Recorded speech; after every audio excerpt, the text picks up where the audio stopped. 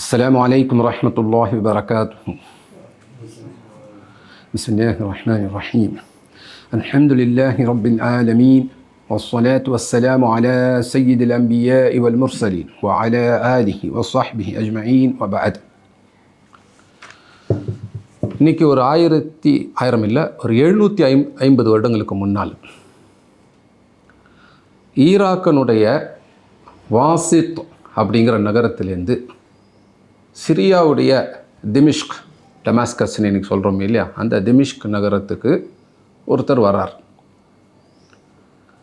அவர் பேர் ரதியுத்தீன்.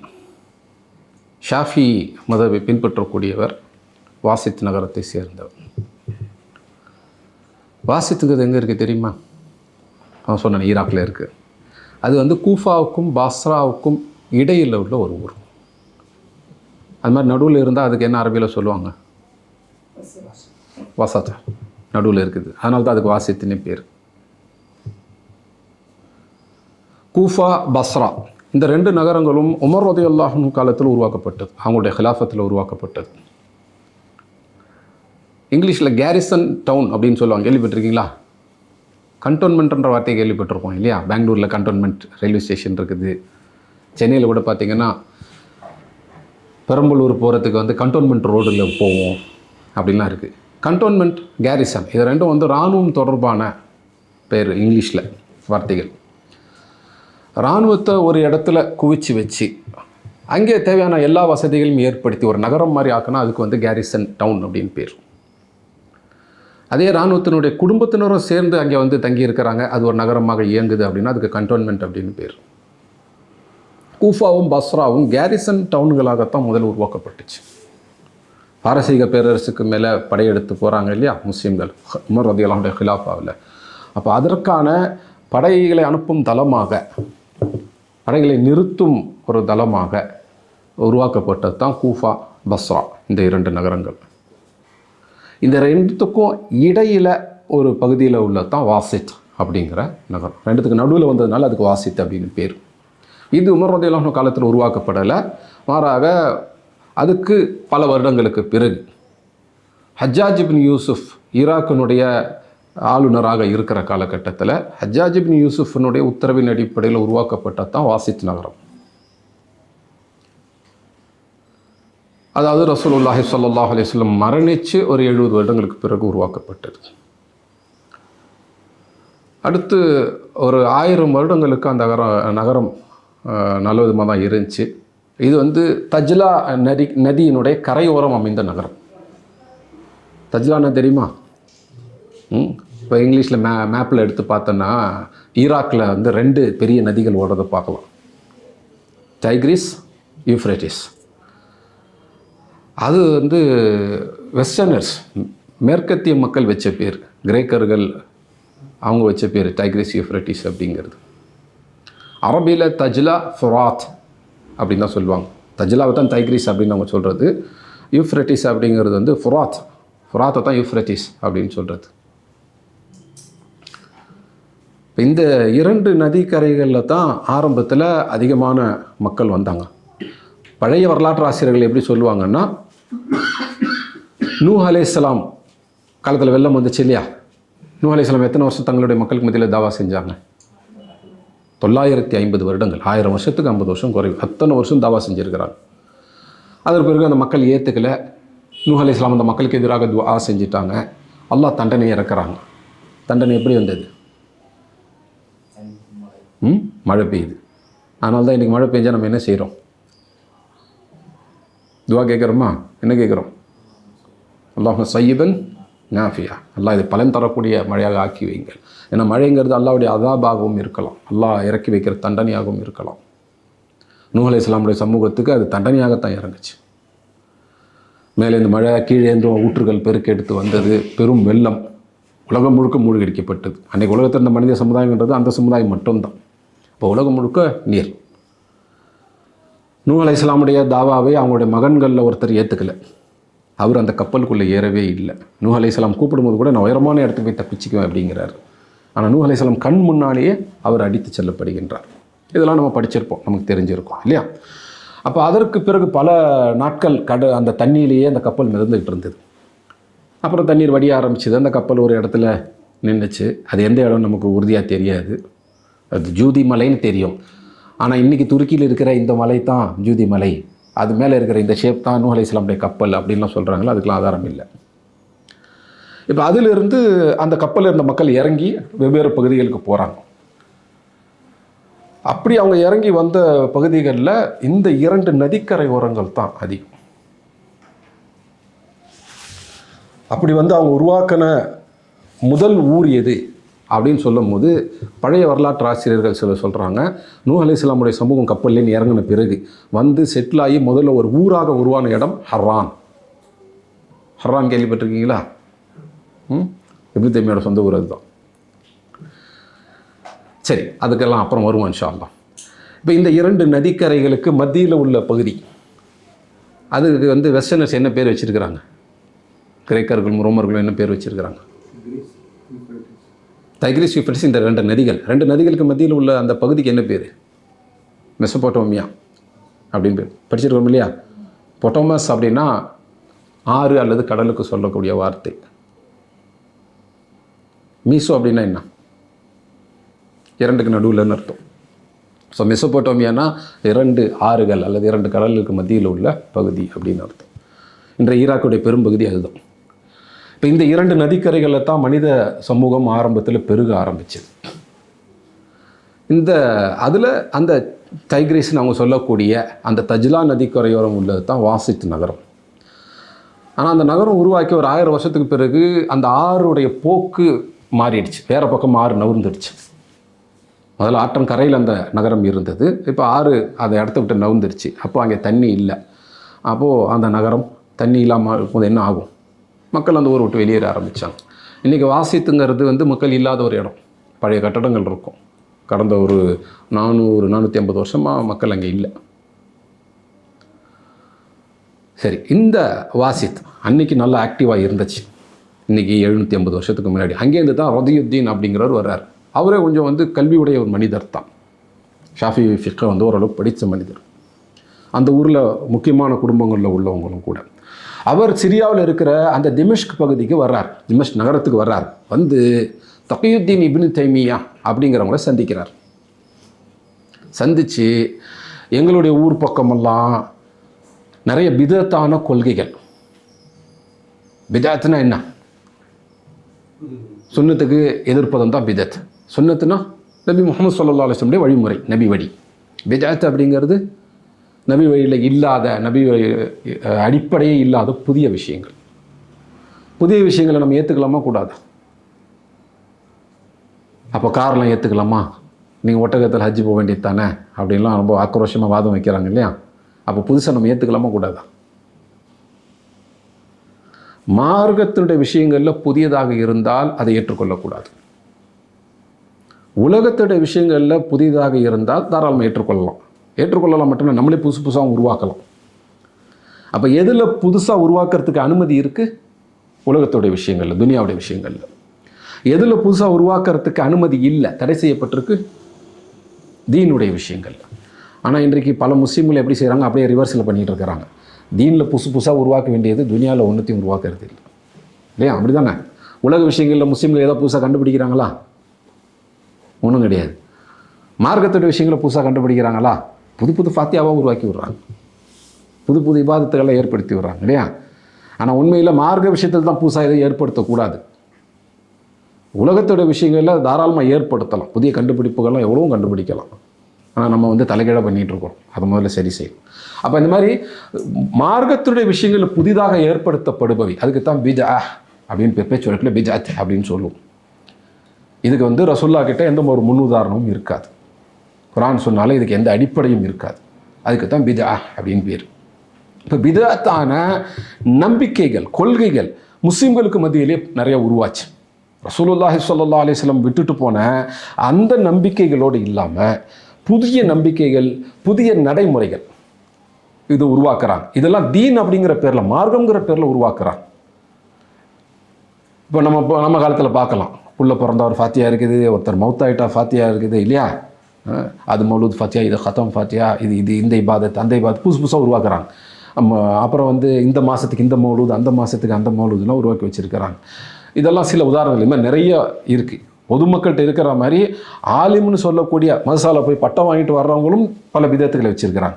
பொதுமக்களுக்கு இந்த வகையான பிதத்துகள்னா ஆலிம்களுக்கு அந்த வகையான பிதத்துகள் அப்படின்னெல்லாம் தனித்தனியாக இருக்குது. இப்போ இந்த மாதிரி பிதத்துகள் பரவலாகி இருக்கும் பொழுது ரதியுத்தீன் அல் வாசித் நகரத்திலிருந்து திமிஷ்க் நகரத்துக்கு சிரியாவுக்கு வர்றார். ஈராக்லேருந்து சிரியாவுக்கு வந்து தகியுத்தீன் இப்னு தைமியா அப்படிங்கிறவங்களை சந்தித்து, அவங்க அந்த காலகட்டத்திலே மிக பெரும் அறிஞர், அவங்கள சந்தித்து எங்களுடைய பகுதியில், எங்கள் ஊர் பகுதிகளில் அதிகமான பிதத்தான கொள்கைகள் நடைமுறைகள் ஏற்படுத்தி விட்டன. குறிப்பாக அல்லாஹ்வுடைய விஷயத்தில் ஈமான் சம்மந்தப்பட்ட விஷயங்கள்லேயே பிதத்தான நிறைய விஷயங்களை ஏற்படுத்திட்டாங்க. அப்போது சரியான கொள்கை எது அப்படிங்கிறத நானும் என்னுடைய குடும்பத்தாரும் என்னை சேர்ந்தவர்களும் தெரிந்து கொள்வதற்காக எனக்கு நீங்கள் ஒன்று எழுதி கொடுக்கணும், நீங்கள் ஒரு நூல் கிதாப் ஒன்று எழுதி கொடுங்க அப்படின்னு கேட்குறாங்க. அப்போது இப்னு தைமியா உடனே அதை ஏற்றுக்கலை. இதுக்கு முன்னாடி எவ்வளோ அறிஞர்கள் சரியான கொள்கைகள் எவை அப்படிங்கிறதுக்கு பல நூல்கள் எழுதியிருக்கிறாங்க. அதில் ஏதாவது ஒன்று எடுத்து நீங்களும் உங்கள் குடும்பமும் பலன் பெற்றுக்கொள்ளுங்கள் அப்படின்னு சொல்கிறாங்க. ஆனால் வந்தவர் வந்து இல்லை நீங்கள் எழுதி கொடுக்குற கிதாபு தான் எனக்கு, என் குடும்பத்தாருக்கு, என்னை சேர்ந்தவங்களுக்கும் வேணும் அப்படிங்கிறாங்க. அப்போ இமாம் இப்னு தைமியா என்ன செய்கிறாங்க, அந்த தகியுத்தீன் இப்னு தைமியா ஒரு அசருக்கு பிறகு உட்காந்து எழுத ஆரம்பிக்கிறாங்க.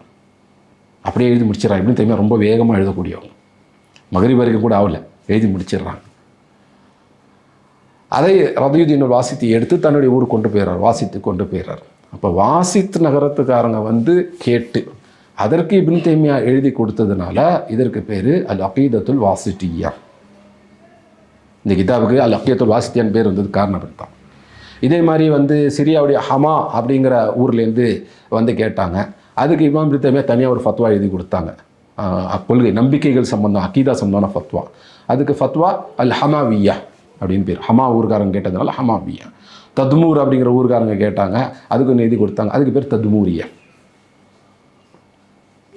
இன்றைக்கி நம்மளாம் கேட்டால் நம்ம ஊர் பேரோட ஒரு கிதாப் வரணும் இல்லையா? ஆனால் நம்ம தான் கேட்குறதே இல்லையே.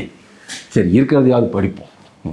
வாசிட்டியா, அல் அகீதத்துல் வாசிட்டியாக்குன்னு பேர் வந்ததுக்கு காரணம் இதுதான். சரி, இப்போ இதில் வந்து 3 கேள்விகள் இருக்குது. தன்னுடைய ஊரில் பல குழப்பங்கள் இருக்குது, மார்க்க ரீதியான குழப்பங்கள் இருக்குதுன்னு ரதியுத்தீன் அல் வாசிட்டி சொல்கிறார். அந்த குழப்பங்களை சரி செய்யறதுக்கு அவர் என்ன நடவடிக்கை எடுத்தார்? இது நமக்கு வர வேண்டிய முதல் கேள்வி. அப்போ நம்ம ஊரில் குழப்பங்கள் இருக்குதா இல்லையா? இருக்குது. நம்ம ஊர் விஷயத்தில் நம்ம கவலைப்படுறோமா இல்லையா? ரதியுத்தீன் வாசிட்டி கவலைப்பட்டார். அங்கேருந்து ஈராக்கிலேருந்து அவர் சிரியாவுக்கு ஒரு நாடு விட்டு நாடு வந்து எங்கள் ஊர் குழப்பத்துக்கு தெளிவு என்ன அப்படின்னு கல்வியுடையவர்கிட்ட அவர் வந்து கேட்குறாரு. இப்போ நம்ம ஊரில் குழப்பங்கள் இருக்குதா இல்லையா? நம்ம ஊர் குழப்பங்களை சரி செய்யறதுக்கு நம்ம என்ன முயற்சிகள் எடுக்கிறோம், என்ன நடவடிக்கை எடுக்கிறோமா? இல்லை. அப்போ நமக்கு உண்மையில் நம்ம ஊர் மேலே அக்கறை இருக்கா? அவர் ஊருன்னு கூட முதல்ல என்ன சொல்கிறார், நானும் என்னுடைய குடும்பத்தாரும். அங்கேருந்து ஆரம்பிக்கிறார். தன்னையும் தான் குடும்பத்தையும் காப்பாற்றிக்கணும் அப்படின்னு சொல்லிட்டு அவர் ஆரம்பிக்கிறார். நமக்கு நம்ம மேலேயும் நம்ம குடும்பத்து மேலேயும் அக்கறை இருந்தால் சரியான அக்கீதா, சரியான கொள்கை எது அப்படின்னு படிக்கிறதுக்கு முதல்ல நம்ம முயற்சி செஞ்சுருப்போம் இல்லையா? சரி, இந்த பின்னணியில் 3 கேள்விகள் இன்றைய இந்த மஜ்லிஸ், இந்த முழு அமரும் இந்த 3 கேள்விகளுக்கான சுருக்கமான பதிலாகத்தான் இன்ஷா அல்லாஹ், விரிவாக இல்லை சுருக்கமாக. ஏன்னா இன்றைக்கு ஒரு 15 வருஷத்துக்கு முன்னாடி அல் அகீதத்துல் வாசித்தியா நடத்துறதுக்கு முயற்சி 2009 கடைசி, 2010 ஆரம்பம். அப்போது ஒவ்வொரு ஞாயிற்றுக்கிழமையும் வகுப்பு நடக்கும். ஒரு வகுப்புங்கிறது 2.5 மணி நேரத்துலேருந்து 3 மணி நேரம் வரைக்கும் நடக்கும். 10 மணிக்கு ஆரம்பித்தோன்னா 1 மணி வரைக்கும் நடக்கும் காலையில். அந்த மாதிரி 15 வகுப்புகள் முடிக்கிறோம். அதுக்கப்புறம் தான் வாசித்தியாக்குள்ளே போகிறோம். அப்போ வாசித்தியாவோட பின்னணிக்கே வந்து ஒரு 2.5 மணி நேரம் இன்ட்டு 15 எவ்வளோ நேரம் ஆச்சு? 35 மணி நேரத்துக்கு மேலே போயிடுச்சு இல்லையா? அவ்வளோ பின்னணி இருக்குது. ஆனால் அவ்வளோத்தையும் சொன்னால் நம்ம வாசித்தியா ஆரம்பிக்கிறதுக்கு இன்னும் 1 வருஷம் ஆகிடும். அதனால் நம்ம அது கூட இன்றைக்கு வாசித்தியாவுக்கு ஒரு சுருக்கமான, மிக சுருக்கமான ஒரு அறிமுகத்தை கொடுத்துட்டு இன்ஷா அல்லாஹ் போகிறேன். இந்த அறிமுகம் வந்து 3 கேள்விகளை அடிப்படையாக கொண்டது தான். தன்னுடைய ஊரில் குழப்பங்கள், மார்க்க ரீதியான குழப்பங்கள் வரும்போது அதை சரி செய்வதற்கு அந்த நபர் எடுத்த முயற்சி என்ன, எங்களுக்கு ஒரு அகீதா கிதாப் அப்படின்னு கேட்குறார். ஏன் சீர்திருத்தங்கிறது அகீதாவை கொண்டு ஆரம்பிக்கணும்? இதுதான் முதல் கேள்வி. அதற்கு அடுத்தது, அது ஏன் அவர் இப்னு தைமியாவை தேடி வந்தார்? அந்த சமயத்தில் எவ்வளோ அறிஞர்கள் இருந்தாங்க, அவர் ஏன் இப்னு தைமியா தேடி வந்தார்? இப்போ இப்னு தைமியா எந்த வகையில் ஸ்பெஷல்? ஏன் மற்றவங்கள விட இப்னு தைமியா அங்கே முதன்மையாக வைக்கப்படுறாங்க? அதே போல் இப்னு தைமியா வந்து நிறைய கிதாபுகளை எழுதியிருக்கிறாங்க, நிறைய ரிசாலாக்களை எழுதியிருக்கிறாங்க. ரிசாலானா சின்ன சின்ன நூல்கள். அக்கீதாவுக்கே இப்னு தைமியா நிறைய எழுதியிருக்கிறாங்க. அதையே வாசித்தியாவை நம்ம படிக்கணும். அப்போ இந்த 3 கேள்விகள் தான். ஏன் முதல்ல அக்கீதாவை படிக்கணும், ஏன் அது இப்னு தைமியா கிட்டேருந்து படிக்கணும், ஏன் அது வாசித்தியாங்கிற நூலை வந்து எடுத்து படிக்கணும். இந்த 3 கேள்விகளுக்கான பதில் தான் இன்றைய மஜ்லிஸ், இன்றைய அமர்வு இன்ஷா அல்லாஹ். இப்போ இவ்வளோ நேரம் சொன்னது இந்த மஜ்லிஸுக்கான ஒரு அறிமுகம், முன்னுரை. இப்போ நம்ம முதல் கேள்விக்குள்ளே போவோம் இன்ஷா அல்லாஹ். ஏன் நம்ம முதல்ல அக்கீதாவை கொண்டு ஆரம்பிக்கணும்? அதுக்கு முன்னாடி அக்கீதாங்கிற வார்த்தைக்கு அர்த்தம் தெரியணும் நமக்கு. இதை அடுத்த வகுப்பில் நம்ம இன்னும் விரிவாகவும் பார்ப்போம், அடுத்து வரக்கூடிய வகுப்புகளில். இப்போ சுருக்கமாக சொல்கிறேன் இன்ஷா அல்லாஹ். பல அரபி வார்த்தைகள் வந்து 3 எழுத்துக்களை அடிப்படையாக கொண்டு வரும். அந்த மாதிரி ஐன், காஃப், தால், அகத, இந்த 3 எழுத்துக்களே அகத என்ற வார்த்தை வருது. அகத அப்படின்னா என்ன? கட்டி வைக்கிறது. இப்போ வந்து ஒரு ஒட்டகம், ஒரு ஆடு இருக்குது, இதை வந்து ஓடி போகாமல் கட்டி வைக்கிறோம் இல்லையா? அந்த கட்டி வைக்கும்போது முடிச்சு போடுவோமா, முடிச்சு போட்டு கட்டி வைக்கிறது. அதுக்கப்புறம் அது அந்த இடத்துல உறுதியாக நின்றுடும், அது அங்கேயும் ஓடி போகாது. இந்த மாதிரி செய்யறதுக்கு தான் வந்து அந்த அகத அப்படிங்கிற வார்த்தை சொல்லுவாங்க. இந்த வார்த்தை நமக்கு வந்து கொஞ்சம் பழக்கம்தான். எப்படி பழக்கம்? முஸ்லீம் பொதுமக்கள் எல்லாருக்கும் பழக்கம், சலஃபிகளுக்கு மட்டும் இல்லை. சலஃபின்டா அக்கீதான்ற வார்த்தை தெரியாமலா? எங்கள் எல்லாருக்கும் அக்கீதான்ற வார்த்தையாவது தெரியும், குறைஞ்சபட்சம். அக்கீதா தெரியுதோ இல்லையோ, வார்த்தை தெரியும். சரி, நீங்கள் எத்தனை வருஷமாக சலஃபியாக இருக்கிறீங்க? நான் 6-7 வருஷமாக இருக்கிறேன். சரி, எந்த அக்கீதா கிதாப் முடிச்சிங்க? கிதாபா? நான் இது வரைக்கும் எந்த அக்கீதா கிதாப் முடிச்சதே கிடையாது. அப்புறம் நீங்கள் எப்படி சலஃபி? உங்களுக்கு எப்படி சலஃபி அக்கீதா தெரியும்? இல்லை, என் பேருக்கு பின்னாடி சலஃபின்னு போட்டுக்கிறேன்ல, அப்போ நான் சலஃபி தானே. அப்புறம் நான் அந்த அரபு ட்ரெஸ் வேறு போட்டுக்கிறேன், தவுப்பு போட்டுக்கிறேன், அமாமா போட்டுக்கிறேன், அப்புறம் நான் சலஃபி தானே. அப்போல்லாம் செல்ஃபி ஆகிட மாட்டோம் இல்லையா? ரஜினி வாசிட்டி செஞ்சார் பாரு, எங்களுக்குன்னு தனியாக கிதாப் கொடுங்க, நானும் என் குடும்பத்தினரும் போய் படிக்க போகிறோம். அப்படி படித்தா தான் அது வாழ்க்கையில் வந்தால் தான் செலஃபி. சரி, அக்கீதாங்கிற வார்த்தை வந்து செலஃபிகள் மட்டும் இல்லை. அந்த அக்கீதாங்கிற வார்த்தையில் இந்த அகத அப்படிங்கிற வார்த்தை இது வந்து ஒவ்வொரு முஸ்லீமுக்குமே தெரியும் இன்ஷா அல்லாஹ். எங்கே தெரியும்? குல் அஊது பி ரப்பில் ஃபலக் மின் ஷர்ரி மா ஹலக் வ மின் ஷர்ரி காஸிகின் இதா வகப் வ மின் ஷர்ரின் நஃபாசாத்தி உகத் ஃபில் உகத். அந்த உகதுங்கிற வார்த்தை இருக்கு இல்லையா, அதுக்கு என்ன அர்த்தம்? முடிச்சு. அதே இந்த அகதங்கிற வார்த்தையில் வந்தது தான் அந்த உகதுங்கிற வார்த்தை. முடிச்சு போட்டு ஊதி ஊதி ஊதி ஊதி விட்டுருவாங்க. எதுக்கு? சூனியம் வைக்கிறதுக்கு இல்லையா? அந்த முடிச்சு போடுதல் அந்த வார்த்தை அங்கேயே பார்க்குறோம் பாருங்கள். அப்போ அதுலேருந்து வந்தது தான் அக்கீதா அப்படிங்கிற வார்த்தை. அப்போ அக்கீதா அப்படின்னா என்ன அர்த்தம் அப்படின்னா, எந்த நம்பிக்கைகள் கொள்கைகள் நம்முடைய இதயத்தில் உறுதியாக இருக்கணும், அந்த நம்பிக்கைகளுக்கு தான் அக்கீதான் பேர். அதாவது இதையெல்லாம் நம்ம தெரிஞ்சுக்கிறோம், நம்ம இதயத்தில் உறுதியாக பதிய வச்சுக்கிறோம், அங்கே கட்டி போட்டுறோம். அதுக்கு கட்டி போட்டால் என்ன இருக்கும்? அது வலுவாக அங்கேயே செட்டில் ஆகிடும், அதுக்கு பிறகு அங்கேயும் நகராது. அதுக்கு தான் அக்கீதா அப்படின்னு பேர். ஆனால் இந்த அக்கீதா அப்படிங்கிற வார்த்தை வந்து ஒரு நியூட்ரலான வார்த்தை கிடையாது, அல்லது பாசிட்டிவான வார்த்தை மட்டுமேலாம் கிடையாது. அப்படின்னா என்ன அர்த்தம்? அக்கீதாவில் சரியான அக்கீதா உண்டு, தப்பான அக்கீதா உண்டு. அக்கீதா அப்படின்னாலே சரி அப்படின்னு அர்த்தம் கிடையாது. அக்கீதா அப்படின்னு சொல்லும் போது யாருடைய அக்கீதா? இது வந்து யூதர்களுடைய அக்கீதா சொல்ல முடியும், இது கிறிஸ்தவர்களுடைய அக்கீதா சொல்ல முடியும். அது மாதிரி உலகத்தில் எத்தனை அக்கீதாக்கள், எத்தனை நம்பிக்கைகள் கொள்கைகள் இருக்குதோ அது எல்லாத்துக்குமே அவங்க பேரை சொல்லி இந்த அக்கீதா அப்படின்னு சொல்லிட முடியும். அப்போ அக்கீதா அப்படின்னாலே சரியானது அப்படின்னு அர்த்தம் இல்லை. அக்கீதாங்கிறது எதுவும் இருக்கலாம். இப்போ ஷேக் பின் பாஸ் வந்து சின்னதாக ஒரு நூல் எழுதுகிறாங்க, அல் அக்கீதத்து ஸஹீஹா வ மா யுதாதுஹா. ஆதாரபூர்வமான நம்பத்தகுந்த அக்கீதாவும் அதற்கு எதிரானவைகளும். அப்போ அக்கீதாலே நம்பத்தகுந்த அக்கீதாவும் இருக்குது, சஹீஹான அக்கீதாவும் இருக்குது, அதுக்கு எதிரானதும் இருக்குது. அந்த பெயரை கொண்டு நம்ம புரிஞ்சிக்கலாம். அப்போ அக்கீதா அப்படின்னாலே சரியானதுன்னு அர்த்தம் இல்லை. அதனால தான் அக்கீதான்னு சொல்லும் போது யாருடைய அக்கீதா? இது அஷாயிராவுடைய அக்கீதா, இது முஅ்தஸிலாவுடைய அக்கீதா, இது ஜஹ்மியாவுடைய அக்கீதா, இது ஹவாரிஜுடைய அக்கீதா, தனித்தனியாக இருக்குது. இது அஹ்லு சுன்னத் வல் ஜமாத்துடைய அக்கீதா, அது தனியாக இருக்குது. அப்போ அக்கீதா அப்படின்னாலே அது வந்து சரியானதான் அப்படின்றது சொல்லி நம்ம நினச்சிக்க கூடாது.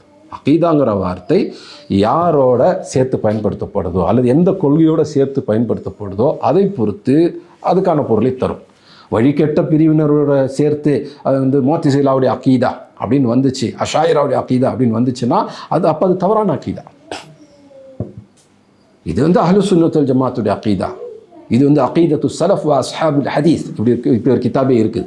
இமாம் அபு உஸ்மான் அஸ்ஸாபூனி ரஹிமஹுல்லாஹ், இன்றைக்கு 1000 வருஷத்துக்கு முன்னாடி இருந்தவங்க, அவங்க இந்த தலைப்பில் ஒரு கிதாபே எழுதியிருக்கிறாங்க, அகீதத்து ஸலஃப் வ அஸ்ஹாபுல் ஹதீஸ். சலஃபினுடைய மற்றும் அஸ்ஹாபுல் ஹதீஸ், ஹதீஸினுடைய மக்களுடைய அகீதா. அப்போ அகீதாங்கிறது அந்த குழுவை பொறுத்து, குரூப்பை பொறுத்து மாறுபடும். ஒரு பெரிய அறிஞர் சில மாதங்களுக்கு முன்னாடி தான் மரணித்தார். சூடானை சேர்ந்தவர்.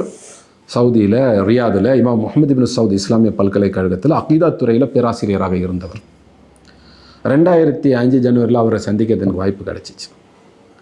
அப்போ அவர்கிட்ட பேசிக்கிட்டு இருக்கும்போது ஒரு சென்னையிலேருந்து வரக்கூடிய ஒரு பத்திரிகை அவர் அப்படியே பார்த்துக்கிட்டு வர்றார். கடைசியில் வந்து அகீதா செக்ஷன் அப்படின்னு இருந்துச்சு. அதை பார்த்துட்டு அவர் அகீதா துறை பேராசிரியர் இல்லையா, அவர் சொல்கிறார், அகீதா என்று நீங்கள் பயன்படுத்தாதீங்க, அப்போ வேறு என்ன பயன்படுத்த அப்படின்னு நான் கேட்குறேன். நான் சொல்கிறாங்க, ஈமான்ங்கிற வார்த்தையை பயன்படுத்துங்க. அப்போ கேட்குறேன், ஷேக் ஏன்? அவங்க சொல்கிறாங்க, ஈமான் அப்படின்னாலே சரியானது மட்டும்தான், ஆனால் அகீதா அப்படின்னு சொன்னால் அதில் சரியானதும் வருது, தவறானதும் வருது. நீங்கள் அது அப்போ இதெல்லாம் சொல்கிறாங்க, எனக்கு விளக்குறாங்க. அது யூத கிறிஸ்துவோட அக்கீதான்னு சொல்லலாம், நீங்கள் வந்து மோத்தசிலா ஜஹ்மியா ஷியா அக்கீதான்னு சொல்லலாம், அஹ்லு சுன்னத் வல் ஜமாத் அக்கீதான்னு சொல்லலாம். அக்கீதா அப்படின்னாலே சரியான நம்பிக்கைகள் அப்படின்னு அர்த்தம் இல்லை. அக்கீதான நம்பிக்கைகள், அவ்வளோதான். அது சரியான நம்பிக்கையாக இருக்கலாம், தவறான நம்பிக்கை இருக்கலாம். ஆனால் ஈமான் சொன்னால் அப்படி கிடையாது. ஈமான் அப்படின்னாலே சரியானது தான். அப்போ அகீதா அப்படிங்கிறதுக்கும் ஈமான் அப்படிங்கிறதுக்கும் வித்தியாசம் இருக்குது. சரி, இப்போ நம்ம அஹ்லு சுன்னத் வல் ஜமாத்தினுடைய அகீதாவை படிக்கிறோம். அப்போ இதில் என்ன படிக்கிறோம் நம்ம? இன்ஷா அல்லாஹ் இப்போ அஹ்லு சுன்னத் வல் ஜமாத்தினுடைய ஒரு அகீதா நூல், உதாரணத்துக்கு அல் அகீதத்துல் வாசித்தியாவே எடுத்து படிக்கிறோம் இன்ஷா அல்லாஹ். இப்போ இதில் நம்ம எதை படிக்க போகிறோம்? தொழுகையுடைய சட்டங்களை படிக்க போகிறோமா? நோன்புடைய சட்டங்களை படிக்க போகிறோமா?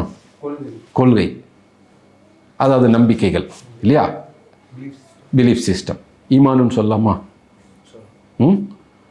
சொல்லலாம், சொல்லக்கூடாது, ரெண்டுமே சொல்லலாம். ஏன்னா ஈமான் அப்படிங்கிறது என்ன, நம்பிக்கை மட்டுமா? இல்லையே. செயல், சொல் எல்லாம் சேர்ந்தது தான் ஈமான் இல்லையா? இப்போ ஈமான் அப்படிங்கிறதுக்கான வரைவிலக்கணம் என்ன? தஸ்தீகுன் பில் கல்ப் வ கௌலுன் பில் லிசான் வ அமலுன் பில் ஜவாரிஹ். அதுக்கப்புறம் என்ன நடக்கும்? அது யஸீது பித் தாஅ வ யன்குஸ் பில் மஅசியா. ஈமானுங்கிறது மனதில் உறுதியாக நம்பி அதை உண்மைப்படுத்துதல், நாவிட பேச்சாக வெளிப்படுதல், உடல் உறுப்பிய செயல்பாடுகளாக வெளிப்படுதல். அல்லாஹ்வுக்கு கீழ்ப்படிதலை கொண்டு அந்த ஈமான் என்பது அதிகரிக்கும், அல்லாஹ்வுக்கு மாறு செய்வதை கொண்டு ஈமான் என்பது குறையும். அதுதான் ஈமான். அப்போ ஈமான் அப்படிங்கிறது வந்து நம்பிக்கை மட்டுமல்ல, சொல் செயல் எல்லாம் சேர்த்து தான். குர்ஆன்ல யா அய்யுஹல்லதீன ஆமனு அப்படின்னு அல்லாஹ் கூப்பிடுறாங்க இல்லையா, ஈமான் கொண்டவர்களே அப்படின்னு கூப்பிடுறாங்க இல்லையா. அதுக்கு அடுத்து வரக்கூடியதெல்லாம் பாருங்கள், நம்பிக்கை பற்றி மட்டுமா அல்லாஹ் சொல்கிறாங்க?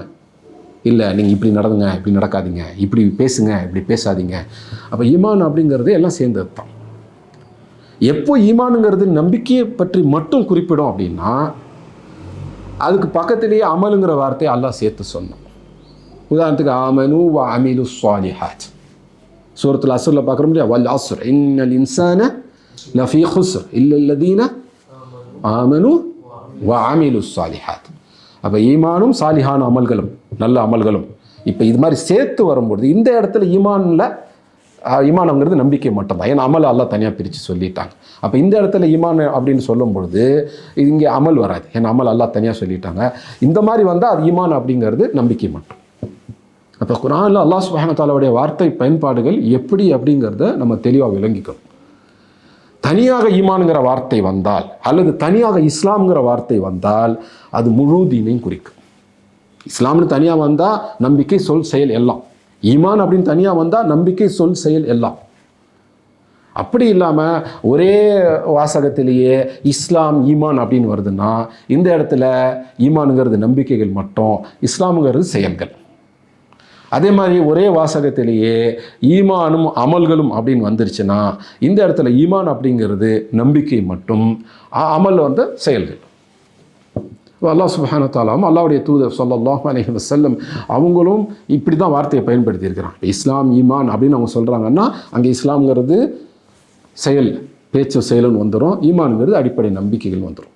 அப்படி இல்லாமல் ஈமான் அப்படிங்கிற வார்த்தை தனியாகவே பயன்படுத்தப்படுது. ஈமான் கொண்டவர்களே அப்படின்னு நல்லா சொன்னாங்கன்னா வெறும் நம்பிக்கை கொண்டவர்களேன்னு மட்டும் அர்த்தம் இல்லை. ஆனால் குர்ஆன் மொழிபெயர்ப்புகள் அப்படி தானே இருக்குது. ஈமான் கொண்டவர்களே அப்படின்னா நம்பிக்கை கொண்டவர்களே, விசுவாசிகளே அப்படின்னு சொல்லிடுறாங்க இல்லையா. ஈமான் கொண்டவர்கள்லாம் ஈமான் கொண்டவர்களேன்னு தான் அர்த்தம். அது மொழிபெயர்க்கக்கூடாது. ஏன்னா அந்த இடத்துல ஈமானுங்கிறது இது எல்லாமே சேர்க்கும். அப்போ அங்கே மொழிபெயர்க்கிறதுக்கு பதிலாக பெருசாக எழுதணும் இல்லையா. ஈமான் கொண்டவர்களே அப்படின்னா இறை நம்பிக்கை கொண்டு அதை பேச்சாக வெளிப்படுத்தி அதை செயலாக வெளிப்படுத்தக்கூடியவர்களே அப்படின்னு சொல்லணும். யா அய்யுஹல்லதீன ஆமனு. சரி, அப்போ ஈமான் அகீதா இந்த ரெண்டுத்துக்கும் வித்தியாசம் புரிஞ்சிருச்சா. இதில் அமல்கள் இதெல்லாம் தனியாக ஒதுக்கியாச்சு. ஈமானுடைய அந்த நம்பிக்கை சார்ந்த பகுதி இருக்குது பார்த்தீங்களா, அதை பற்றி மட்டும் தனியாக படித்தா அது அஹ்லு சுன்னத் வல் ஜமாத்துடைய அகீதா அப்படின்னு சொல்லலாம். ஈமான் என்று அல்லாஹ்வும் அல்லாஹ்வுடைய தூதரும் எதை சொன்னாங்களோ அதில் அந்த நம்பிக்கை சார்ந்த கொள்கை சார்ந்த விஷயங்களை பற்றி மட்டும் படித்தால் அது அஹ்லு சுன்னத் வல் ஜமாத்துடைய அகீதா அப்படின்னு சொல்லலாம். அப்போ ஈமான் அப்படிங்கிற வார்த்தைக்கும் அகீதாங்கிற வார்த்தைக்கும் நமக்கு வித்தியாசம் தெரியுது. அதே போல் ஈமான்ல அந்த அஹ்லு சுன்னத் வல் ஜமாத்துடைய அகீதானா எந்த பகுதி அப்படிங்கிறது புரியுது இல்லையா. அப்போ அகீதா நூல்களில் நம்ம சட்டங்களை படிக்க மாட்டோம். எப்படி பேசணும், எப்படி நடக்கணும் அப்படிங்கிறது படிக்க மாட்டோம். எப்படி நம்பணும் அப்படிங்கிறது தான் படிப்போம். ஆனால் இந்த அக்கீதத்துல் வாசித்தியாவுக்கு ஒரு தனி சிறப்பு ஒன்று உண்டு. நிறைய தனி சிறப்புகள் இருக்குது. அதில் ஒன்று வாசித்தியாவை படிக்கிறவங்களுக்கு தெரியும். இப்படி இதெல்லாம் நம்பிக்கைகள், அல்லாஹ் பற்றி இப்படி நம்பணும், கதிரை பற்றி இப்படி நம்பணும், நபிமாலை பற்றி இப்படி நம்பணும், இதெல்லாம் சொல்லிக்கிட்டே அந்த கடைசியாக என்ன செய்வாங்க, ஒரு குறிப்பிட்ட தலைப்பு பற்றி ஆயத்துகளையும் ஹதீஸுகளையும் வரிசையாக வைப்பாங்க. அது என்ன தலைப்பு அப்படின்னு பார்த்தோம்னா, ஒரு முஸ்லீம் இன்னொரு முஸ்லீமோடு எப்படி இருக்க வேண்டும், ஒரு முஸ்லீம் இன்னொரு முஸ்லீமோடு எப்படி இருக்கணும், எப்படி இருக்கக்கூடாது, அது சம்பந்தப்பட்ட குர்ஆன் ஆயத்துகளும் ஹதீஸுகளும் இருக்கும். இது அகீதாவா? ஒரு முஸ்லீம் இன்னொரு முஸ்லீம்கிட்ட எப்படி இருக்கணும் நடக்கணும் அப்படிங்கிறது அகீதாவா? நம்பிக்கை சார்ந்த விஷயமா? ஏன் இமாம் இப்னு தைமியா அகீதா கிதாபில் அதை கொண்டு வர்றாங்க? ஏன் இன்றைக்கி நம்மக்கிட்ட உள்ள பலகீனம் இருக்குது பார்த்தீங்களா, சலஃபி என்று சொல்லக்கூடியவங்கள்ட்ட இருக்கிற பலகீனம் என்னது? நமக்கு இன்னொரு மனுஷன்ட்ட இன்னொரு முஸ்லீம்கிட்ட எப்படி நடந்துக்கணுங்கிறதுல நம்மக்கிட்ட 1000 கோளாறு இருக்குது. ஆனால் சரியான நம்பிக்கை வச்சுருக்கோன்னு சொல்கிறோம். நான் இப்படி திரும்பி இங்கே சுட்டி காமிக்கிறான். இந்த சரியான நம்பிக்கை உங்கள்கிட்ட இருந்துச்சுன்னா நீங்கள் இப்படி இருப்பீங்க, இப்படி இருக்க மாட்டீங்க. இந்த அகீதா உங்கள் வாழ்க்கையில் வெளிப்படணும். வெளிப்பட்டால் தான் அது ஈமான், இல்லைன்னா அது ஈமான் இல்லை. அப்போ அகீதாவே வெறும் அகீதாவாகவே நம்ம படித்தோம் அப்படின்னா நம்ம வாழ்க்கையில் அது நடைமுறைக்கு வராது. அகீதாவை எப்படி படிக்கணும்? ஈமானாக படிக்கணும்.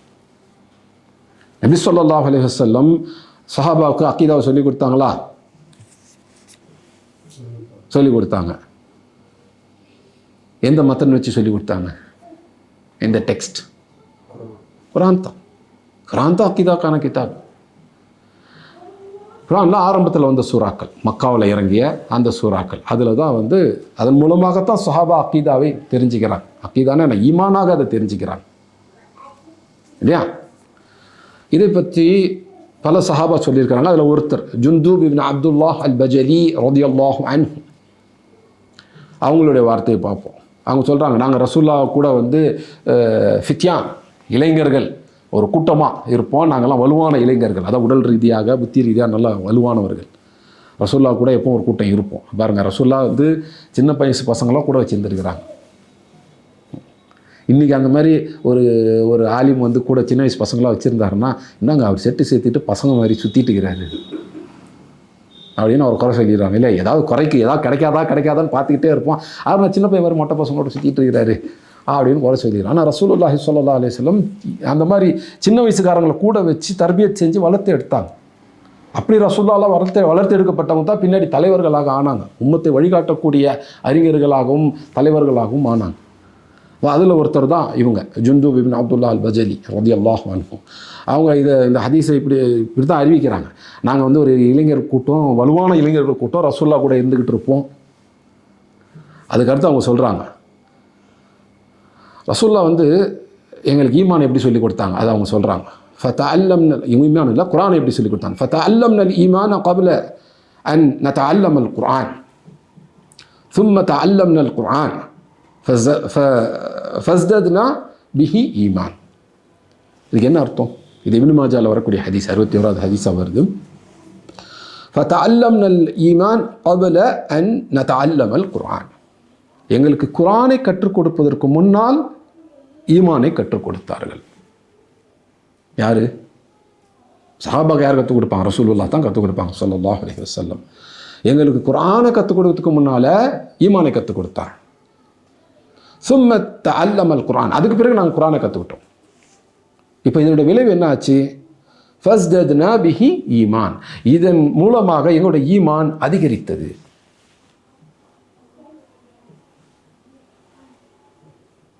இன்றைக்கு சில அமைப்புகள் இயக்கங்களை பார்க்குறோம், குர்ஆனை கற்றுக் கொடுக்கறத ரொம்ப முதன்மைப்படுத்துகிறாங்க. முதன்மைப்படுத்தப்பட வேண்டிய விஷயம்தான், எந்த மாற்று கருத்தும் இல்லை. ஆனால் ரசூலுல்லாஹி ஸல்லல்லாஹு அலைஹி வஸல்லம் எப்படி கற்றுக் கொடுத்தாங்க? குர்ஆனுக்கு முன்னால் ஈமானை கற்றுக் கொடுத்தார்கள். சும்மா அதற்கு பிறகு தஅல்லம்னல் குர்ஆன். அதற்கு பிறகு நாங்கள் குர்ஆனை கற்றுக்கிட்டோம். இப்போ முதல்ல ஈமானை கற்றுக்கிட்டு பிறகு குர்ஆனை கற்றுக்கிட்டோம். அதோட விளைவு என்ன? ஃபஸ்தத்னா பிஹி ஈமான். அதை கொண்டு எங்களுடைய ஈமான் அதிகரித்தது. எதை கொண்டு ஈமான் அதிகரித்தது? குர்ஆனை கொண்டு ஈமான் அதிகரித்தது இல்லையா? ஆனால் குர்ஆனை எப்படி அணுகணும்? முதல்ல ஈமானை படிச்சுட்டு அப்புறம் குர்ஆனுக்குள்ளே போகும். இதுதான் ரசூலுல்லாஹி ஸல்லல்லாஹு அலைஹி வஸல்லம் தன்னுடைய சஹாபாவுக்கு கற்றுக் கொடுத்த முறை. இதான் மின்ஹாஜ், நபியினுடைய அந்த மெத்தடாலஜி, வழிமுறை. இப்போ நம்ம ஹிஃப்ஸ் மதரசா நடத்துகிறோமா? நிறைய பேர் நடத்துகிறோம் இல்லையா? அந்த மதரசாவில் என்ன சொல்லிக் கொடுக்குறோம்? குர்ஆனை தவறு இல்லாமல் ஓதுவதற்கு, அழகாக ஓதுவதற்கு தஜ்வீத் சட்டங்களை கற்றுக் கொடுக்கிறோம். அதுக்கு அடுத்தது குர்ஆனை மனப்பாடம் செய்ய கற்றுக் கொடுக்கிறோம். சரி, இவங்களுக்கு ஈமானை கற்றுக் கொடுத்தோமா? இல்லை. ஈமானே கற்றுக்காம 3 வருஷம் 4 வருஷம் முழு குர்ஆனை மனப்பாடம் பண்ணி வெளியே வர்றாங்க. இப்போ இவங்க குர்ஆனை ஓதுனா இவங்களுக்கு ஈமான் அதிகரிக்குமா அதிகரிக்காதா? ஆகாது. அப்போ நம்ம நடத்தக்கூடிய ஹிஃப்ஸ் மதர்சாக்கள், குர்ஆன் மனப்பாட மதர்சாக்கள் ரசூலுல்லாஹ்வுடைய முறைப்படி இருக்குதா? இல்லை. ரசூலுல்லாஹி ஸல்லல்லாஹு அலைஹி வஸல்லம் உடைய முறை எது? முதல்ல ஈமானை கற்றுக் கொடுக்கணும், அதுக்கு பிறகு குர்ஆனை கற்றுக் கொடுக்கணும். அப்படி இருந்தால் குர்ஆனை ஓதும்போது, குர்ஆனை கற்றுக்கொள்ளும் போது ஈமான் அதிகரிக்கும். குர்ஆனை ஓதுனா ஈமான் அதிகரிக்கணும். அதிகரிக்குதா? ஈமானை கற்றுக்கிட்டு குர்ஆன் ஓதுனா, குர்ஆனை ஓதும்போது ஈமான் அதிகரிக்கும். ஈமான் எப்படி கற்றுக்கிறது?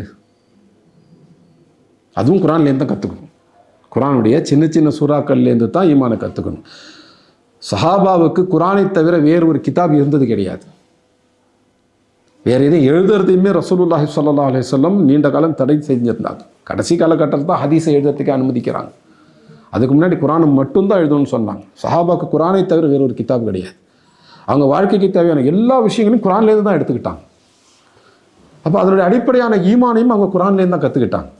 உதாரணத்துக்கு அல்ஹம்து சூரா, சூரத்துல் ஃபாத்திஹா, இதில் ஈமானுடைய எக்கச்சக்கமான விஷயங்களை கற்றுக்க முடியுமா? எப்படி கற்றுக்க முடியும்? எப்படி கற்றுக்க முடியும்?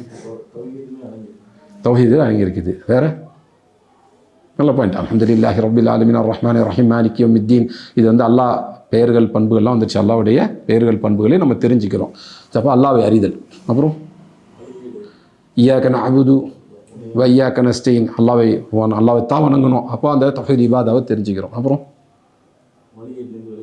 வழிகேட்டிலேருந்து விலகி இருக்கணும். நேர் வழியில் நடந்த கூட்டம் இருக்குது, வழிகேட்டிருந்த கூட்டம் இருக்குது, அதெல்லாம் தெரிஞ்சுக்கிறோம்.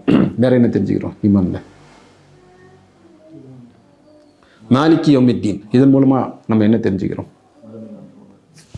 மறுமை நாளை பற்றி நம்பிக்கை தெரிஞ்சுக்கிறோம் இல்லையா? கியாமத் நாளை பற்றி நம்பிக்கை கொள்கிறோமா? மரணத்துக்கு பேர் உயிர்த்தெழுப்பு பெறும் நம்பிக்கை கொள்கிறோமா? மாலிகி யௌமித்தீன் படிக்கும்போது அதில் அக்கீதாவோட இந்த பாயிண்ட் வருது அப்படின்னு நம்ம படிக்கும். இப்போ இந்த மாதிரி நிறையா சொல்லலாம். குர்ஆனுடைய சின்ன சின்ன சூறாக்கள், மக்காவில் இறக்கப்பட்ட அந்த சின்ன சின்ன சூறாக்கள் மூலமாக சஹாபா ஈமானை கற்றுக்கொண்டார்கள். ஆனால் இன்றைக்கி நம்ம ஈமானை கற்றுக்கணும் அல்லது அக்கீதாவை கற்றுக்கணும் அப்படின்னா என்ன செய்கிறோம்?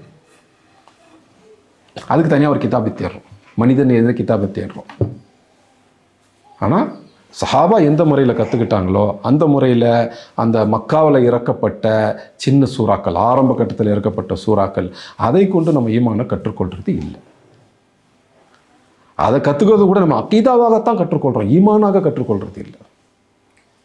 அக்கீதாவாக கற்றுக்கிறதுக்கும் ஈமானை கற்றுக்கிறதுக்கும் என்ன வித்தியாசம்? அக்கீதான வெறும் நம்பிக்கை தான். நம்பிக்கை சரியான நம்பிக்கை இருக்கும், ஆனால் அவன் பண்ணுறதெல்லாம் ஹராமான வேலையாக இருக்கும் இல்லையா? இன்றைக்கி நிறைய சலஃபிகள்கிட்டே அந்த ஒரு பண்பு இருக்கத்தானே செய்யுது.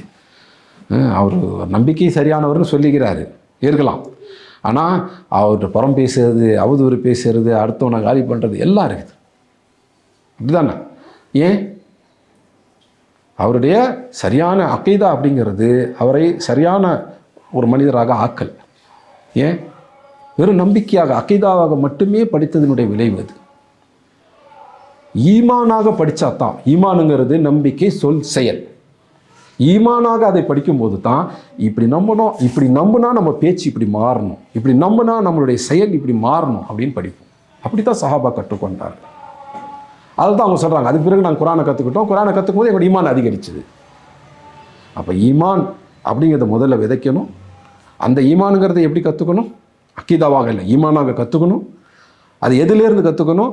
குரானுடைய ஆரம்பத்தில் இறக்கி வைக்கப்பட்ட சூறாக்கள். இன்றைக்கி குரானுடைய கடைசியில் பார்க்குறோம், ஜூஸ் அம்மா 30வது பகுதியில் நம்ம அதை பார்ப்போம். அந்த சின்ன சின்ன சூறாக்கள்லேருந்து நம்ம ஈமானை கற்றுக்கணும். அல்ஹம்து சூரா ஆரம்பத்தில் இறக்கி வைக்கப்பட்டது தான், அதிலிருந்து ஈமானை கற்றுக்கணும். அதற்கு பிறகு குரானுக்கு வரணும்.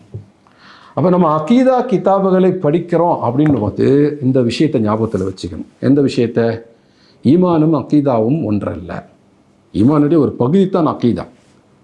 ஆனால் ஈமான் அப்படிங்கிறது நம்பிக்கை சொல் செயல் மூன்றும் சேர்த்தது. அக்கீதாங்கிறது நம்பிக்கை மட்டும் தான். அதுலேயே அஹ்லுசுன்னத்துல் ஜமாத்துடைய அக்கீதான்னு தனியாக இருக்குது, அதுதான் சரியான அக்கீதா. அது மட்டும்தான் சரியான அக்கீதா. அக்கீதாங்கிறது அது எந்த அக்கீதாவையும் குறிக்கலாம். அக்கீதா அப்படின்னாலே சரியானதுன்னு அர்த்தமே இல்லை.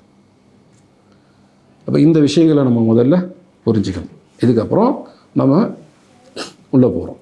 ஏன் அக்கீதா அல்லது ஈமான் இதை கொண்டு சீர்திருத்தத்தை ஆரம்பிக்கணும்? ரதியுதீன் வாசித்தி வர்றாரு, எங்கள் ஊரில் பெரிய குழப்பமாக இருக்குது, பல கொள்கைகள் இருக்குது, பல விதத்தான வழிகட்ட கூட்டங்கள் உருவாகிருக்குது.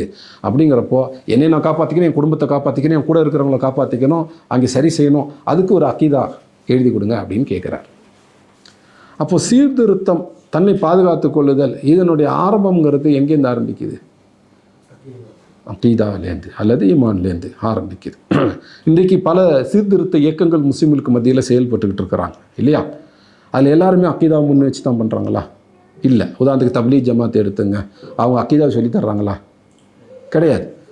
தொழுகைக்கு வாங்க, பள்ளிவாசலுக்கு வாங்க அப்படின்னு கூப்பிடுறாங்க. அப்போ அவங்கள்ட்ட போய் நீங்கள் ஏன் அக்கீதாவை சொல்லலை? ஏற்கனவே லா இலாஹ இல்லல்லாஹ் ஏற்றுக்கிட்ட மக்களை தானே நாங்கள் கூப்பிடுறோம், ஏன் அவங்களுக்கு சொல்லணும் அப்படின்னு கேட்குறாங்க. ஏற்கனவே லா இலாஹ இல்லல்லாஹ்வை ஏற்றுக்கொண்ட மக்கள் தான் தர்காவுக்கு போயிட்டுருக்கிறாங்க. அப்போ லா இலாஹ இல்லல்லாஹ் அர்த்தமே அந்த மக்களுக்கு தெரியல இல்லையா?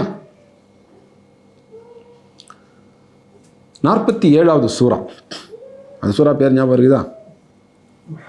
முஹம்மது. அவருடைய 19வது ஆயத். அல்லாஹ் சுப்ஹானஹு வ தஆலா அவருடைய கட்டளை நம்ம அதில் பார்க்குறோம். ஃபஅலம் அன்னஹு லா இலாஹ இல்லல்லாஹு வஸ்தக்ஃபிர் லிதம்பிக வலில் முஃமினீன வல் முஃமினாத் என்று அல்லாஹ் கட்டளையிடுறாங்க. ஃபஅலம் அப்படின்னா என்ன? நீங்கள் அறிந்து கொள்ளுங்கள், கற்றுக்கொள்ளுங்கள் அப்படின்னு அல்லாஹ் கட்டளையிடுறாங்க. அதுவும் ஃப என்ற அந்த எழுத்து முன்னாடி வருது பார்த்தீங்களா? அது வந்தால் என்ன செய்யும்? ஃபா வந்துச்சுன்னா இது உடனே செய்ய வேண்டியதுன்னு அர்த்தம். ஆமாம். இப்போ சும்மா அப்படின்னா ஒன்று முடிஞ்ச பிறகு இன்னொன்று. ஃபா வந்தால் அப்படி கிடையாது, இது சொல்லிட்டு இருக்கும்போது உடனே அதை செய்யணும். இப்போ ஃபஅலம் என்று அல்லாஹ் சொல்கிறாங்க அப்படின்னா நீங்கள் பொறுமையாக கற்றுங்க அப்படின்னு அர்த்தம் இல்லை, அவசரமாக உடனே கற்றுக்கணும் அப்படின்னு அர்த்தம். ஃபஅலம் எதை கற்றுக்க சொல்கிறாங்க அல்லாஹ்? அன்னஹு லா இலாஹ இல்லல்லாஹ், லா இலாஹ இல்லல்லாஹ்வை கற்றுக்கொள்ள சொல்லி அல்லாஹ் கட்டளையிடுறாங்க. யாருக்கு? முதல்ல இந்த குரான் சஹாபாக்கு இறங்குச்சு, அவங்களுக்கு அந்த கட்டளை. அதுக்கு பிறகு யாரெல்லாம் குரான் ஈமான் கொண்டிருக்கிறோமோ நம்ம உட்பட நம்ம எல்லாருக்கும் கட்டளை. இந்த சூரா எப்போ இறங்குச்சு?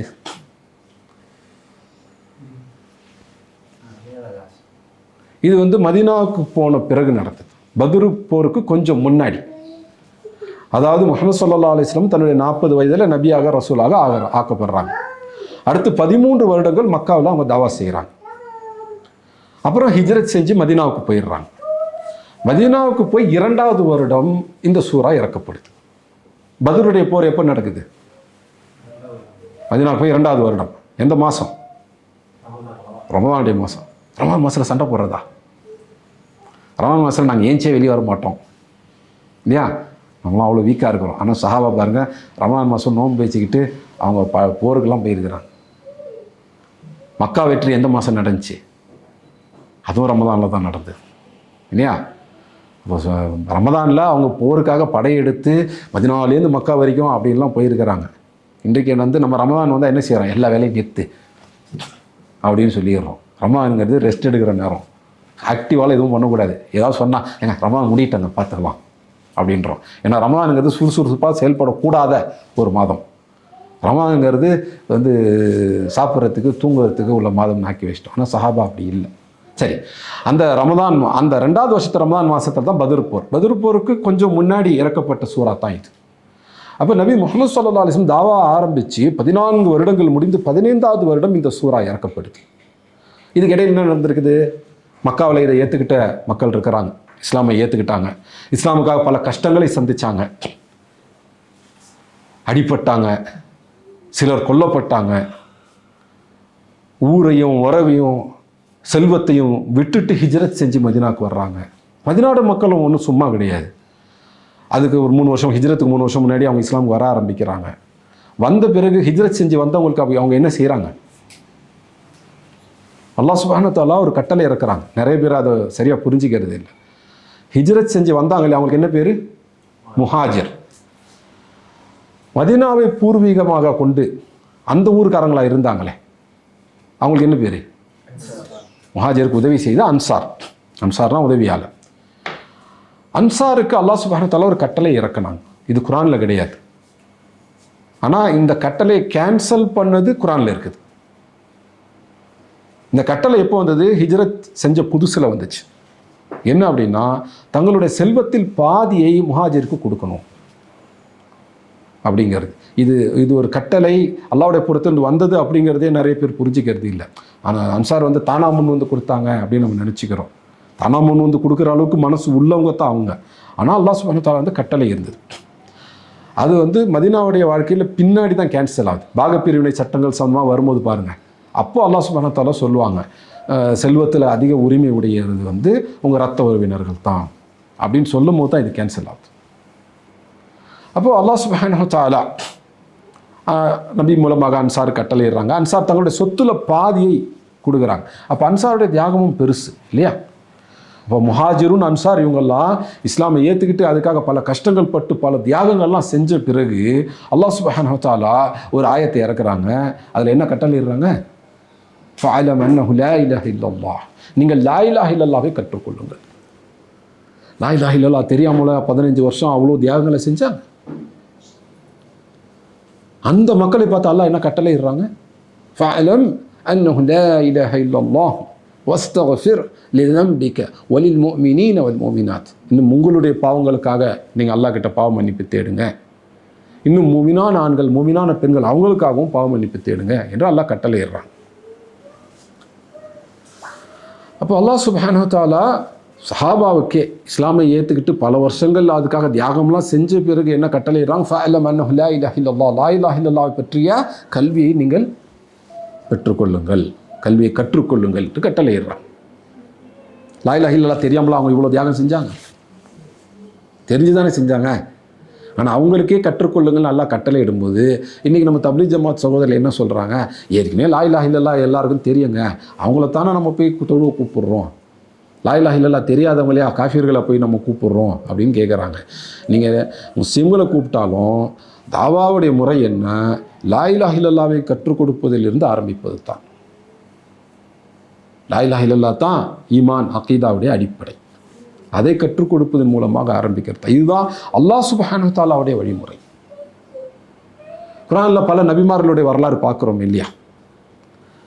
அதில் 7வது சூறாவில் ஒரு 5-6 நபிமார்களுடைய தாவா உடைய ஆரம்பம் எப்படி இருந்துச்சு அப்படிங்கிறத நம்ம பார்ப்போம். 7வது சூறா பேர் என்ன? அல் ஆராஃப். அனாம்ங்கிறது 6வது சூறா. அல் ஆராஃப் அப்படிங்கிறது 7வது சூறா. பேர்லாம் நமக்கு ஞாபகம் இருக்கணும். எந்த சூறா, எத்தனாவது சூறா, எத்தனை பேர், அந்த பேருக்கு அர்த்தம் என்ன, இதெல்லாம் நமக்கு தெரியும். சரி, ஆராஃப் சூறாவில் 7வது சூறாவுடைய 59வது ஆயத். நூஹ் அலைஹிஸ்ஸலாம் இவங்க தான் மனித குலத்துக்கான முதல் ரசூல். நூஹ் அலைஹிஸ்ஸலாம் தன்னுடைய தாவாவை எப்படி ஆரம்பிக்கின்றாங்க, தன்னுடைய அழைப்பு பணி எப்படி ஆரம்பிக்கிறாங்க? அல்லாஹ் சுப்ஹானஹு வ தஆலா சொல்லி காண்பிக்கிறாங்க. யா கௌமி இஅ்புதுல்லாஹ் மா லகும் மின் இலாஹின் கைரஹ். என்ன சொல்றாங்க? யா கௌமி. கௌம்னா என்ன? அன்னாஸ் அப்படின்னா என்ன? மனிதர்களே, மக்களே. அப்போ கௌம்னா என்ன? சமுதாயமே. அப்போ உம்மத்துனா என்ன? உம்மத்துனா என்ன? கௌமுக்கும் உம்மத்துக்கு என்ன வித்தியாசம்? நீங்கள் சொல்ல வந்த பாயிண்ட் கரெக்டு தான். கௌம் அப்படிங்கிறது ஒரு குறிப்பிட்ட நிலப்பகுதியில் வசிக்கக்கூடிய மக்கள். அவங்க ரொம்ப மோசமாக வழிகெடும் பொழுது அவங்களுக்கு நேர்வழி காட்டுறதுக்காக அல்லாஹ் சுப்ஹானஹு வ தஆலா அவங்களுக்கு மத்தியில் ஒரு நபியையோ ரசூலையோ அனுப்பி வைப்பாங்க. அந்த நிலப்பகுதி அது ஒரு ஊராக இருக்கலாம், இல்லை ஒரு பெரிய ஒரு நாடாகவும் இருக்கலாம். அதில் இருக்கிற எல்லாருமே அந்த நபியோடைய கௌம். எல்லாருமே, முஸ்லிம்கள் மட்டும் இல்லை, காஃபிர்களும் கூட அந்த நபியோடைய கௌம். உம்மத் அப்படிங்கிறது யார் அந்த நபி மீது ஈமான் கொண்டார்களோ அவங்க தான் உம்மத். அப்போ ஒரு நபி வர்றாங்கன்னா அவங்களுக்கு ஒரு கௌம் இருக்கும், ஒரு உம்மத் இருக்கும். அவங்க கௌமுங்கிறது யாரு? அந்த பகுதியில் இருக்கிற எல்லாருமே. இப்போ நூஹ் அலைஹிஸ்ஸலாமுடைய தாவா எப்படி ஆரம்பிப்பா? யா கௌமி, என் சமூகமே அப்படின்னு அழைக்கிறாங்க. யார் அழைக்கிறாங்க? காஃபிர்கள் தான் அழைக்கிறாங்க. யா கௌமி இஅ்புதுல்லாஹ், என் சமூகமே நீங்கள் அல்லாஹ்வை இபாதத் செய்யுங்கள், அல்லாஹ்வை வணங்குங்கள். மா லகும் மின் இலாஹின் கைர, அல்லாஹ்வை தவிர வேறு ஒரு இலாஹ், வணங்கத் தகுதியான இறைவன் உங்களுக்கு இல்லை. அப்போ அல்லாஹ்வை மட்டுமே வணங்காத மக்களுக்கிட்ட அவங்க தாவாவை செய்கிறாங்க. அந்த தாவா எப்படி ஆரம்பிக்கிறாங்க? ஏ காஃபிர்களே, கபர் முட்டிகளே. அப்படிதான் நீங்கள் தமிழ்நாட்டிலலாம் பண்ணுறாங்க. தௌஹீத்வாதிகளா, கபர் முட்டிகளே, கபர் வணங்கிகளே, சிலை வணங்கிகளே, வழிகேடர்களே. அப்படி அதை நபிமார்கள் தாவா ஆரம்பிக்கிறாங்க. எப்படி ஆரம்பிக்கிறாங்க? மனிதர்களேன்னு கூட ஆரம்பிக்கல. என்ன சொல்லி ஆரம்பிக்கிறாங்க? என் சமூகம். நபிமார்கள் தங்களுடைய சமூகத்தை விட்டு விலகியது கிடையாது. அந்த சமூகம் குஃபுர்ல பிடிவாதமாக போகும்போது கூட என் சமூகமே அப்படின்னு சொல்லி கவலைப்பட்டு அந்த அழைப்பை அப்படிதான் என் சமூகமே தான் ஆரம்பிக்கிறாங்க. நீங்களாம் குஃபுரில் இருக்கிறீங்க, உங்களுக்கு நமக்கு சம்மந்தம் கிடையாது, நீங்கள் வேற நான் வேற. குஃபுர் கூட விட்டுடுங்க. இன்றைக்கி சலஃபிகளுக்குள்ளேயே சண்டை வந்துச்சுன்னா நீ விதத்துக்காரன் அப்படின்னு ஒரு வேண்டை குத்தி உனக்கு நான் சலாமே சொல்ல மாட்டேன், நீ வேற நான் வேற அப்படின்னு மூஞ்சி திருப்பிட்டு போயிடுறாங்க இல்லையா? ஆனால் நபிமார்கள் காஃபியர்களை எப்படி சொல்லி கூப்பிட்டுருக்குறாங்க? யா கௌமி, என் சமூகம், என்னுடைய கௌமி, என்னுடைய சமூகமே அப்படின்னு கூப்பிட்றோம். அது இதே மாதிரியான அழைப்பை தான் அடுத்து பார்க்குறோம். 65வது ஆயத்து, இதே சூரா 7வது சூரா 65வது ஆயத்தில் ஆது சமூகத்திற்கு ஹூதை அல்லாஹ் அனுப்புகிறாங்க. அவங்க என்ன சொல்லி அழைக்கிறாங்க? இதே வார்த்தைகள், யா கௌமி இஅ்புதுல்லாஹ் மா லகும் மின் இலாஹின் கைரஹ். அதே இன்னும் கொஞ்சம் ஆயத்துக்கள் தெரியும். 73வது ஆயத், 7வது சூராவுடைய 73வது ஆயத். சமூது கூட்டத்தினருக்கு, அந்த சமூகத்திற்கு யார் அல்லாஹ் அனுப்புகிறாங்க? சாலிஹ் அலைஹிஸ்ஸலாம். அவங்க எப்படி தாவா ஆரம்பிக்கிறாங்க? இதே வார்த்தைகள், யா கௌமி இஅ்புதுல்லாஹ் மா லகும் மின் இலாஹின் கைரஹ், என் சமூகமே நீங்கள் அல்லாஹ்வை இபாதத் செய்யுங்கள், அல்லாஹ்வை தவிர இபாதத்துக்குரிய ஒரு இறைவன் இலாஹ் உங்களுக்கு கிடையாது.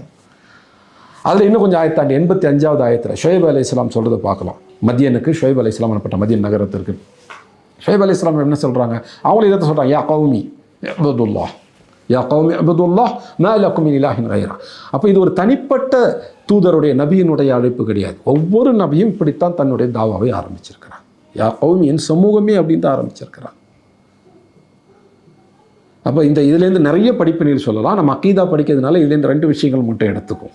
ஒன்று யா கௌமி அப்படிங்கிறது, இன்னொன்று அதுக்கு அடுத்தது அவங்க எதை சொல்லி ஆரம்பித்தாங்க? சமூகமேன்னு ஆரம்பித்து சமூகத்துக்கு எது சொன்னாங்க? சமூகமே மது அருந்தாதீங்க, என் சமூகமே வட்டியை விட்டு விலகிடுங்க, என் சமூகமே பள்ளிவாசல் பக்கம் வந்துடுங்க அப்படின்னு சொல்லி ஆரம்பித்தாங்களா? இல்லை. என் சமூகமே நீங்கள் அல்லாஹ்வை மட்டுமே வணங்குங்க, அல்லாஹ்வை தவிர வணக்கத்துக்குரியவங்க வேறு யாரும் கிடையாது. அப்போது மக்களை சீர்திருத்தம் செய்யணும் அப்படின்னா அதோடைய அடிப்படை என்ன? சுத்தமாக அல்லாஹ்வை வணங்குறது. லா இலாஹ இல்லல்லாஹ், லா இலாஹ இல்லல்லாஹுக்கு இன்னொரு பேர் தான் தவ்ஹீத். மக்களுக்கிட்ட தவ்ஹீதுங்கிறது உறுதிப்படும் போது தான் மற்ற விஷயங்கள் எல்லாம் சரியாகும். நபிமாருடைய தாவால இந்த ஆயத்துகளில் நம்ம 2 விஷயங்கள் இதுக்கு முன்னாடி கூட இருக்குது. இந்த ஆயத்துகளுடைய ஆரம்பம்லாம் பார்த்தீங்கன்னா அல்லாஹ் சுப்ஹானஹு வ தஆலா சொல்லுவாங்க, ஆது சமூகத்திற்கு அவங்களுடைய சகோதரராகிய ஹூதை நாம் அனுப்பி வைத்தோம். அஹாக்கும் அவங்களுடைய சகோதரர் என்று அல்லாஹ் சொல்கிறாங்க. அதே மாதிரி தான் சமூதுக்கு அவங்களுடைய சகோதரர் அஹாக்கும் சாலிஹ் அனுப்பி வைத்தோம். அப்போ நபிமார்களுடைய கவுமை பற்றி அல்லாஹ் சொல்லும் போது அவங்களுடைய சகோதரர் என்று சொல்கிறாங்க. யார் யாருக்கு சகோதரர்?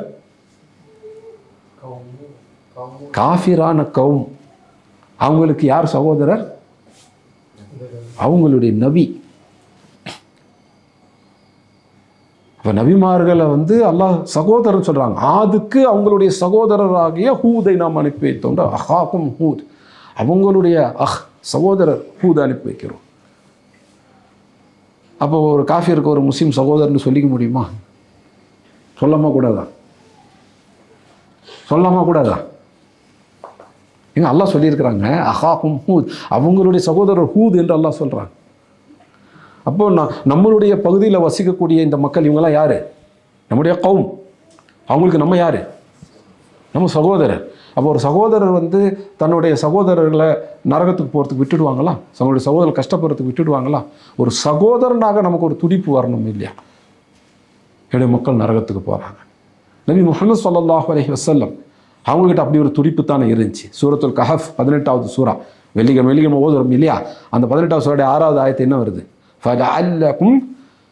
فَلَعَلَّكَ بَاخِعٌ نَفْسَكَ عَلَى آثَارِهِمْ. இதுக்கு என்ன அர்த்தம்? فَلَعَلَّكَ بَاخِعٌ نَفْسَكَ عَلَى آثَارِهِمْ. ஷிர்க் செய்யக்கூடிய மக்கள் ஷிர்க்கிலே அப்படி ஆழ்ந்து போகிறாங்க பாருங்க, இணை வைப்பிலே ஆழ்ந்து போகிறாங்க பாருங்க. அவங்க போகிறதை பார்த்து நபி முஹம்மது ஸல்லல்லாஹு அலைஹி வஸல்லம் கவலைப்படுறாங்க. எந்த அளவுக்கு கவலைப்படுறாங்க? இந்த கவலை உங்களை கொன்றுவிடும், அந்த கவலையாலே அவங்க இறந்துருவாங்க போல் இருக்கு, அந்த அளவுக்கு கவலைப்படுறாங்க. அப்போ அல்லாஹ் சுப்ஹானஹு வ தஆலா சொல்கிறாங்க ஃபலஅல்லக பாஹிஉன் நஃப்ஸக அலா ஆதாரிஹிம். இவங்க போகிற இந்த அடிச்சுவடுகளை பார்த்து நீங்கள் கவலைப்பட்டு உங்களை நீங்களே கொண்டு கொள்வீங்க போல் இருக்கு, அந்த மாதிரி ஆயிடாதீங்க அப்படின்ட்டு ரசூலுல்லாஹ்வுக்கு அல்லாஹ் சுப்ஹானஹு வ தஆலா சொல்கிறாங்க. ரசூல்லா எதுக்காக கவலைப்பட்டாங்க? தானே இறந்து போகிற அளவுக்கு, தன்னை கொன்று கொள்ளக்கூடிய அளவுக்கு ஒரு கவலை. சில கவலை பெரிய கவலையாக இருந்தால் மனுஷனை தின்னுடும்னு சொல்லுவாங்க. கவலையிலேயே அவர் உருகி போய் இறந்து போயிட்டாருப்பா அப்படின்லாம் சொல்லுவாங்க. அந்த அளவுக்கு ரசூலுல்லாஹ் கவலைப்பட்டிருக்கிறாங்க. எதுக்காக? யாரை பற்றி? காஃபிர்களை பற்றி, முஸ்லிம்களை பற்றி இல்லை. மக்கள் ஷிர்கில் போகிறாங்களே, இப்படியே மரணிச்சிட்டா நரகத்துக்கு போவாங்களே என்று நபி ஸல்லல்லாஹு அலைஹி வஸல்லம் கவலைப்பட்டிருக்கிறாங்க. காஃபிர்கள் மேலே இவ்வளோ கவலை, அப்போ முஸ்லீம் மேலே எவ்வளோ கவலை இருக்கணும்? முஸ்லீம் மேலே அஹ்லு சுன்னத் வல் ஜமாத் அல்லது சலஃபின்னு சொல்லிக்கிறவங்க மேலே எவ்வளோ கவலை இருக்கணும்? ஆனால் நம்ம என்ன பண்ணுறோம்? எப்போ ஒருத்தன் தவறு செய்வான், எப்போ தடுக்கி விழுவான், எப்போ அவனை முத்திர குத்தி நீ சலஃபி கிடையாது, நீ சுரூரி, நீ இஹ்வானி, நீ பிதத்தின்னு சொல்லி முத்திர குத்த முடியும் அப்படின்னு பார்த்துட்டு இருக்கிறாங்க இல்லையா? இது நபிமார்களுடைய வழிமுறையான கிடையாது. காஃபிர்களை கூட தன்னுடைய கௌம் என்று தான் நபிமார்கள் அழைச்சாங்க. அல்லாஹ் சுப்ஹானஹு வ தஆலாவே அந்த கௌமுக்கு அவங்களுடைய சகோதரரை அனுப்பி வைத்தோம் என்று தான் சொல்கிறாங்க. ஆனால் இன்றைக்கு முஸ்லீம்களுக்கு மத்தியிலேயே அந்த சகோதரத்துவம் அப்படிங்கிறது இல்லை இல்லையா? அப்போ சரியான அகீதா என்ன செய்யும் அப்படிங்கிறத நம்ம ஞாபகத்தில் வச்சுக்கணும். சரியான அகீதா மக்களை ஒன்றுபடுத்தும், பிளவுபடுத்தாது. அப்போ இந்த ஆயத்துகளில் நம்ம என்ன பார்க்குறோம்? அதாவது 7வது சூராவுடைய 59வது ஆயத்து, 65வது, 73வது, 85வது ஆயத்து, சூரத்துல் கஹஃப்ல பார்க்குறோம் ரசூலுல்லாஹ்வுடைய கவலை. இது எல்லாத்துலையும் என்ன இருக்குது? தாவா முதல்ல எதை கொண்டு ஆரம்பிக்கிறாங்க? தௌஹீதை கொண்டு ஆரம்பிக்கிறாங்க. யா கௌமி அபதுல்லா, நீங்கள் அல்லாஹ்வை மட்டுமே இபாதத் செய்யுங்கள். இப்போ எல்லா சீர்திருத்த முயற்சிகளும் எதை அடிப்படையாக கொண்டு அமையணும்? லா இலாஹ இல்லல்லாஹ், தௌஹீத், அதை அடிப்படையாக கொண்டு தான் அமையணும். இஹ்வால் முஸ்லிமின்னு ஒரு அமைப்பு இன்றைக்கி உலகத்தில் பல இடங்களில் அது பல பெயர்களோடு இயங்கிட்டு இருக்குது. அல்லது அந்த அமைப்பாக இல்லைன்னா கூட அந்த கொள்கையை உள்வாங்கின மக்கள் எக்கச்சக்கமாக இருக்கிறாங்க. அது ஒரு வழிகேடான அமைப்பு, கொள்கை அப்படிங்கிறது தான் அஹ்லு சுன்னத் வல் ஜமாத் அறிஞருடைய தீர்ப்பு. இஹ்வான் முஸ்லிமினுடைய முக்கியமான நபர்கள் அதில் ஒருத்தர் சையத் குத்துப். கேள்விப்பட்டிருக்கீங்களா? சையத் குத்துப். சையத் குத்துப் அவருடைய மஆலிம் ஃபி தரீக் அப்படிங்கிற நூலில் எழுதுகிறார். என்ன எழுதுகிறாரு? நபி முஹம்மது ஸல்லல்லாஹு அலைஹி வஸல்லம் மக்களுக்கு மத்தியில் நபியாக ரசூலாக அனுப்பப்பட்ட போது அந்த அரபியா எப்படி இருந்தது? அரபியா, அந்த அரபு தெய்வகற்பம் அங்கே இருக்கிற மக்கள், அவங்கக்கிட்ட பல மோசமான விஷயங்கள் இருந்தன. அவங்க மது போதையில் ஆழ்ந்து போகக்கூடியவங்களாக இருந்தாங்க. பெண்களுடைய விஷயத்தில் பிள்ளைகளை கொலை செய்கிறவங்களாக இருந்தாங்க. பெண்களை கண்ணியப்படுத்தாதவங்களாக இருந்தாங்க. வட்டியில் மூழ்கி இருந்தாங்க. அப்படி ஒரு பட்டியலே கொடுக்குறார். எல்லாம் உண்மைதான் இல்லையா? இப்படியெல்லாம் மோசமாக இருந்தாங்க. அப்போ இந்த சமூகத்தை சீர்திருத்துவதற்கென்று நபி முஹம்மது ஸல்லல்லாஹு அலைஹி வஸல்லம் தாவாவை ஆரம்பிக்கும் போது அவங்க எதை கொண்டு ஆரம்பித்தாங்க? சையத் குத்துப் கேட்குறார், எதை கொண்டு ஆரம்பித்தாங்க? ஒரு மது எதிர்ப்பு, போதை ஒழிப்பு பிரச்சாரம்னு ஆரம்பிக்கலை. வட்டி எதிர்ப்பு, வட்டி இல்லாத பொருளாதார கட்டமைப்பு அப்படின்னு ஆரம்பிக்கலை. சமூக நல்ல அஹ்லாக் அதப், நல்லொழுக்கங்கள், நற்பண்புகளை கற்றுக் கொடுப்போம் அப்படின்னு ஆரம்பிக்கலை. மாறாக லா இலாஹ இல்லல்லாஹ்விலிருந்து ஆரம்பித்தார்கள். லா இலாஹ இல்லல்லாஹ் அந்த லா இலாஹ இல்லல்லாஹ் ஏற்றுக்கொண்ட சமூகம் இந்த எல்லா விஷயத்திலும் திருந்துச்சு. லா இலாஹ இல்லல்லாஹ் ஏற்றுக்கொண்டவர்கள் மதுவை விட்டாங்க, வட்டியை விட்டாங்க, பெண் பிள்ளைகள் பிறந்தால் உயிரோட புதைக்கிற அந்த மோசமான தன்மையை விட்டாங்க, பெண்களை தவறாக நடத்துறதை விட்டாங்க. அவங்களுடைய ஒழுக்கங்கள், பண்புகள் எல்லாம் சிறந்த ஒழுக்கங்களாக, சிறந்த பண்புகளாக மாறியது. இது எல்லாத்துக்கும் அடிப்படை அமைஞ்சது என்ன? லா இலாஹ இல்லல்லாஹ். அப்போது சமூகத்துடைய சீர்திருத்தங்கிறது லா இலாஹ இல்லல்லாஹ்லேருந்து ஆரம்பிக்கணும் அப்படின்னு சொல்கிறது யார்? சையத் குத்துப். இன்னைக்கு இக்வான் முஸ்லிம்கிட்ட இது சொன்னால் ஷாக் ஆகிடுவாங்க இல்லையா? ஆனால் அவங்க கையில் வச்சுக்கிற புக்கில் தான் இது இருக்குது. அப்போ சையத் குத்துப் என்ன தாவா செஞ்சார்? சலஃபி தாவா. லா இலாஹ இல்லல்லாஹ் கொண்டு தான் ஆரம்பிக்கணுன்றதில் அவர் தெளிவாக உறுதியாக இருந்தார். ஆனால் லா இலாஹ இல்லல்லாஹ்வுடைய விளக்கம் அப்படின்னு வரும்போது அதில் சில தவறுகள் அவர்கிட்ட இருந்துச்சு. லா இலாஹ இல்லல்லாஹ் கொண்டு ஆரம்பிக்கணும், அதுதான் அடிப்படைங்கிறதுல அவருக்கு தெளிவு இருந்துச்சு. ஆனால் லா இலாஹ இல்லல்லாஹ்வை விளங்குவதில் அவர்கிட்ட தவறு இருந்துச்சு. ஆனால் அதுவும் கூட அவருடைய கடைசி காலத்தில் சரியானது. இஹ்வானுல் முஸ்லிமீன் இயக்கத்துக்காரங்க அதையும் மறைக்கிறாங்க. சையத் குத்துப் தன்னுடைய கடைசி காலகட்டத்தில் சிறையில் இருக்கும்பொழுது தன்னுடைய சகோதரர் முகமது குத்துப் அவங்கள பார்க்க வர்றார். முகமது குத்துப் சையத் குத்துப் சந்திச்சுக்கிறாங்க ஜெயிலில். அப்போ சையத் குத்துப் சொல்கிறாரு, நான் இது வரைக்கும் எழுதின விஷயங்களில் நிறைய தவறானதெல்லாம் இருக்குது அப்படின்னு சொல்லிட்டு, நான் இப்போ சமீபத்தில் எழுதின இந்த 7 கிதாபுகளை தவிர அதுக்கு முன்னாடி எழுதின எல்லாத்தையும் நீங்கள் மக்கள்கிட்ட கொண்டு போகிறத நிறுத்துங்க அப்படின்னு சையத் குத்துப் சொல்கிறார். ஆனால் முகமது குத்துப் இதை வெளியே சொல்லலை. சையத் குத்துபுடைய பழைய கிதாபுகள்லாம் போய் அவருடைய பழைய தவறான அந்த அணுகுமுறை தான் பரவலாச்சு. இது முகமது குத்துப் கடைசி காலத்தில் சொல்கிறார், தன்னுடைய கடைசி காலத்தில். அதாவது சையத் குத்துப் மரணித்து ஒரு 35 வருஷத்துக்கு பிறகு சொல்கிறார், சையத் குத்துப் எனக்கு ஜெயில் அப்படி சொன்னார், என்னுடைய பழைய கிதாபெல்லாம் வெளியே கொண்டு வராதிங்கன்னு சொன்னார், அதில் தவறு இருக்குன்னு சொன்னார், கடைசியாக இந்த கிதாபுகளில் மட்டும் தான் சரியானது இருக்குன்னு சொன்னார். எப்படி ஒரு துரோகம் இது! சுப்ஹானல்லாஹ். அப்போ உடனே சொல்லுவாங்க, என் பேர் ஜலால். ஜலால் குத்துபி ஆகிட்டார். சையத் குத்துப் புகழ்ந்து பேசுகிறாரு. வரலாற்றில் உள்ள ஒரு சம்பவத்தை நான் சொல்கிறேன். சையத் குத்துபுடைய வாழ்க்கை வரலாறு இப்படி ஒன்று. சையத் குத்துபை லா இலாஹ இல்லல்லாஹ் முதன்மைப்படுத்த சொல்லியிருக்கிறார். ஆனால் இஹ்வானிகள் அது செய்யறது இல்லை. அப்போ இஹ்வானிகள் தங்களுடைய அறிஞர்கள் என்று யாரை சொல்கிறாங்களோ அவங்களுக்கு கூட விசுவாசமாக இல்லை. இஹ்வான் முஸ்லிம்காரங்க அவங்க ஒரு ட்ராக் ஒன்று வச்சுருக்கிறாங்க. அதுக்கு ஒத்து வந்தால் சையத் குத்துபை எடுத்துக்குவாங்க, ஒத்து வராட்டி சையத் குத்துபை கூட விட்டுடுவாங்க. சையத் குத்துப் லா இலாஹ இல்லல்லாஹ் முன்னிறுத்தணுங்கிறத புரிஞ்சுக்கிட்டு அதை எழுதிய வச்சிருக்கார் அவருடைய கிதாபில். ஆனால் லா இலாஹ இல்லல்லாஹ் விளக்கத்தை அவர் சரியாக பெற்றுக்கொள்ளலை. அப்போ லா இலாஹ இல்லல்லாஹ் கொண்டு தான் தாவா ஆரம்பிக்கணும். அது சரியாச்சுன்னா எல்லாமே சரியாயிடும். இது ஒன்று. ஆனால் லா இலாஹ இல்லல்லாஹ் கொண்டு ஆரம்பிக்கணும்னா முதல்ல லா இலாஹ இல்லல்லாஹ் அப்படின்றதுக்குரிய சரியான விளக்கம் நமக்கு தெரியும். லா இலாஹ இல்லல்லாஹ்வுடைய தவறான விளக்கங்கள்லாம் இருக்குது. நம்ம அதுக்கே ஒரு தனி வகுப்பு இன்ஷா அல்லாஹ் நடத்தும். இந்த அக்கீதத்துல் வாசித்தியாவிலேயே லா இலாஹ இல்லல்லாஹ்வுடைய விளக்கம் என்று தனியாக ஒரு வகுப்பு நடக்கும் இன்ஷா அல்லாஹ். அப்போ லா இலாஹ இல்லல்லாஹ் அதை கொண்டு தான் ஆரம்பிக்கணும்னு ஏற்றுக்கிட்டால் மட்டும் பத்தாது. லா இலாஹ இல்லல்லாஹ் அப்படின்னா என்ன அப்படிங்கிற சரியான விளக்கம் நமக்கு தெரியணும் இன்ஷா அல்லாஹ். அப்போ இன்றைக்கு அந்த 3 கேள்விகளை பார்ப்போம்னு சொன்னேன் இல்லையா? என்னென்ன 3 கேள்விகள்? ஆமாம், சீர்திருத்தங்கிறது ஏன் அக்கீதாவை கொண்டு தான் ஆரம்பிக்கணும்? அந்த கேள்விக்கு தான் இப்போ நான் பதில் சொல்லி முடிச்சிருக்கிறேன். இதுக்கு அடுத்தது அது ஏன் இப்னு தைமியாவோட புக்கை கொண்டு ஆரம்பிக்கணும், அது ஏன் இப்னு தைமியா இந்த கிதாப் வாசித்தியாவை கொண்டு ஆரம்பிக்கணும், அது அடுத்த 2 அமர்வுகளில் நம்ம பார்ப்போம் இன்ஷா அல்லாஹ். அப்போ சீர்திருத்தம் அப்படிங்கிறது எதை கொண்டு ஆரம்பிக்கணும்? அக்கீதாவை கொண்டு, ஈமானை கொண்டு, லா இலாஹ இல்லல்லாஹை கொண்டு, தௌஹீதை கொண்டு ஆரம்பிக்கணும். இதெல்லாம் ஒன்று தான், வேறு கிடையாது. அக்கீதா வேறு, ஈமான் வேறு. எந்த இடத்துல வேறுபடும்போது நம்ம புரிஞ்சிக்கணும். லா இலாஹ இல்லல்லாஹ் வேறு, தௌஹீது வேறு எல்லாம் கிடையாது, எல்லாம் ஒன்று தான். அப்போ அக்கீதாவை நம்ம எப்படி படிக்கணும்? ஈமானாக படிக்கணும் இல்லையா? கடைசியாக இந்த தலைப்பை முடிக்கிறதுக்கு முன்னாடி ஒரு கேள்வி, சீர்திருத்தம் அப்படிங்கிறது என்ன? இஸ்லாமில் தஜ்தீதுங்கிற வார்த்தை பயன்படுத்துவாங்க. ஹதீஸில் தஜ்தீத் அப்படிங்கிற வார்த்தை இருக்குது. அதுதான் நம்ம பொதுவாக ரிஃபார்மேஷன், சீர்திருத்தம் அப்படின்லாம் வந்து மொழிபெயர்க்கிறோம். மற்ற மதங்களை பின்பற்றக்கூடிய ஆட்கள், குறிப்பாக யூரோப்லலாம் பார்த்திங்கன்னா ரிஃபார்மேஷன், சீர்திருத்தம் அப்படின்னா என்ன அர்த்தம் தெரியுமா? அவங்க மதத்தை விட்டுட்டு வர்றது.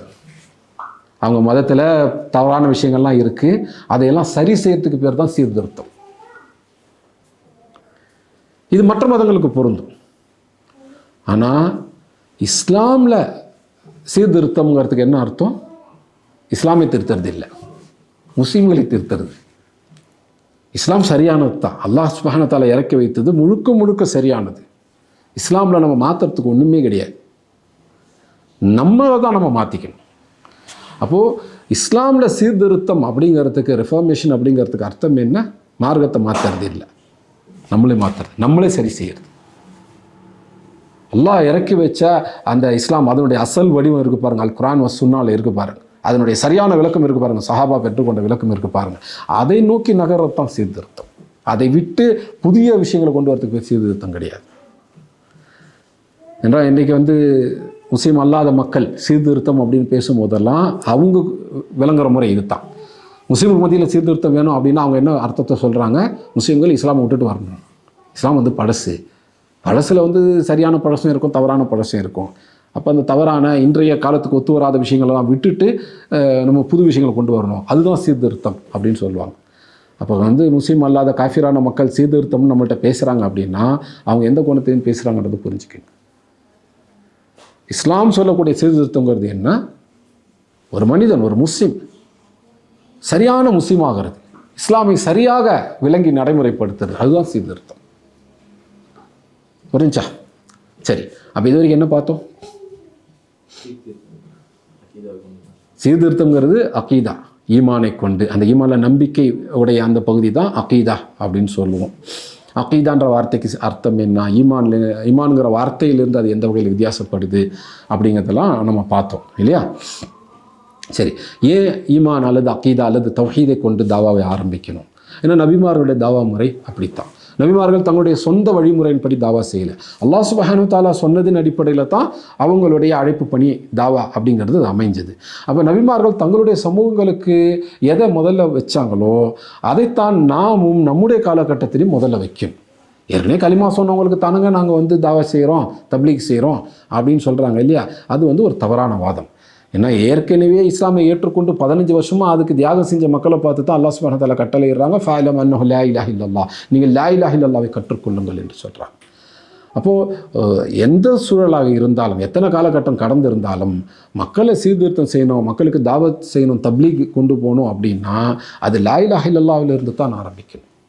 எடுத்த உடனே வந்து வட்டி இல்லாத பொருளாதாரத்தை உருவாக்குவோம், வட்டி இல்லாத வங்கியை கொண்டு வருவோம் அப்படின்னு ஜமாத் இஸ்லாமியுடைய நிறைய சகோதரர்கள் அதில் கவனம் செலுத்துவாங்க. இஸ்லாமிய பொருளாதாரம், வட்டி இல்லாத பொருளாதாரம். இன்னும் சிலர் வந்து இறை ஆட்சியை கொண்டு வருவோம், ஹிலாஃபத்தை கொண்டு வருவோம் அப்படின்லாம் வந்து முன் வைப்பாங்க. தப்லீக் ஜமாத்தினர் வந்து முதல்ல தொழுகையை சரி செய்வோம், பள்ளிவாசலுக்கு முதல்ல கூப்பிடுவோம் அப்படின்னு சொல்லுவாங்க.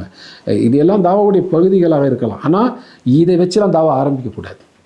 தாவா அப்படிங்கிறது எதை வச்சு ஆரம்பிக்கப்படணும்? ஈமானை வச்சு ஆரம்பிக்கப்படணும். ஜுந்தூப் இப்னு அப்துல்லாஹ் அல் பஜலி ரலியல்லாஹு அன்ஹு என்ன சொல்கிறாங்க? முதல்ல நாங்கள் ஈமானை கற்றுக்கிட்டோம், குர்ஆனை கற்றுக்கொள்வதற்கு முன்னால் நாங்கள் ஈமானை கற்றுக்கொண்டோம், அதற்கு பிறகு குர்ஆனை கற்றுக்கொண்டோம். குர்ஆனை நாங்கள் ஓதும்பொழுது எங்களுடைய ஈமான் அதிகரித்தது.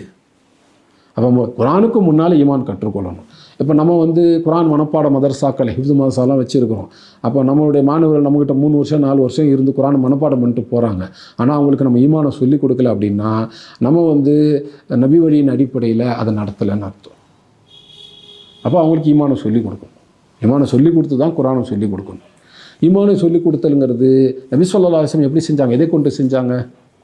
குர்ஆனை கொண்டு தான் செஞ்சாங்க. குர்ஆனுடைய அந்த ஆரம்ப கட்டத்தில் இறக்கப்பட்ட சூறாக்கள், மக்காவில் இருக்கும்போது இறக்குனா அந்த சின்ன சின்ன சூறாக்கள், அதிலேருந்து தான் ஈமானை கற்றுக் கொடுத்தாங்க. அது குர்ஆனுடைய கடைசி பகுதியாக இன்றைக்கி நம்ம பார்ப்போம். 30வது ஜூஸ் அம்ம ஜூஸ்ன்னு சொல்கிறோம்ல, அதில் நம்ம அதிகமாக பார்ப்போம். ஆனால் முதல் சூறாவான அல்ஹம்து சூறாவுமே ஆரம்பத்தில் இறக்கி வைக்கப்பட்டது தான். ஈமானுடைய பல முக்கியமான விஷயங்களே சொல்லக்கூடியது தான்.